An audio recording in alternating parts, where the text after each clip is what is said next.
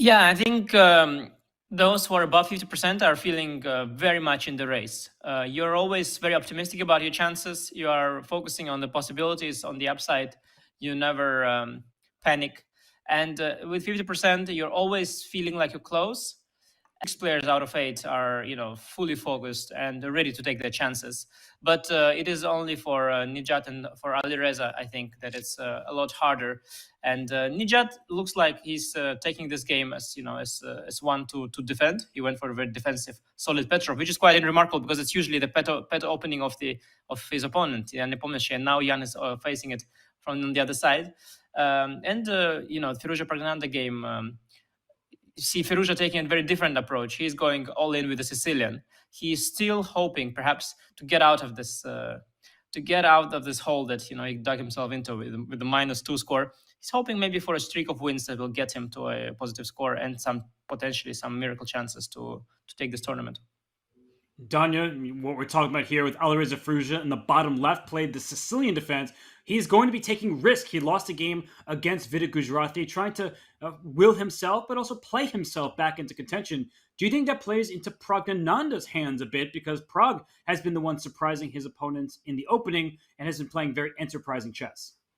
Yeah, this is a potentially big risk by Alireza, who had a negative experience in a different Sicilian against Vidit. But here, he plays a fundamentally different opening. The Taimanov, presumably we will see Queen C7. If only we had somebody on the commentary crew with experience in the Taimanov. Sadly, I think we're basically on our own. Just kidding, of course. I think Anish has more than a few things to say about the game on the bottom left. But one more point on the top right, we have Nepo versus a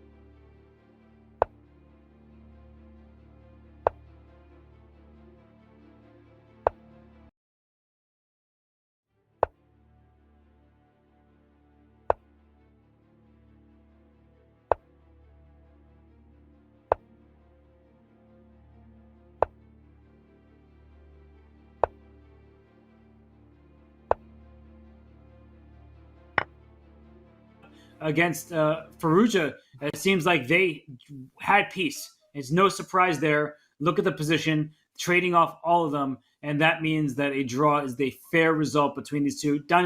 It started off very exciting, and then it petered out quite quickly. Yeah, we thought in the early going this was going to be, the marquee matchup, the game of the day, as you kind of see the players disinterestedly going through the motions, achieving the final position, knight and 3 versus knight and 3. But just incredible how quickly this one fizzled out. There were these trades in the center, and I would say a slightly disappointing result for Prague. But at the same time, you cannot consider Firouzja a punching bag. He is still Alireza Firouzja, and he's had a nice rebound the last couple of rounds. Yes, he is saying that I'm still in this thing. My head is in it. He makes a draw with the black pieces. So for Praggnanandhaa, it might be a slightly disappointing result considering the games around him. They were decisive. And so for Prague, he's still in it. He is, of course, in contention. And for Alireza, he's showing that this is a different version of himself compared to the first 6 rounds. In fact, he's 1.5 out of 2 in his latest 2 games, and he can beat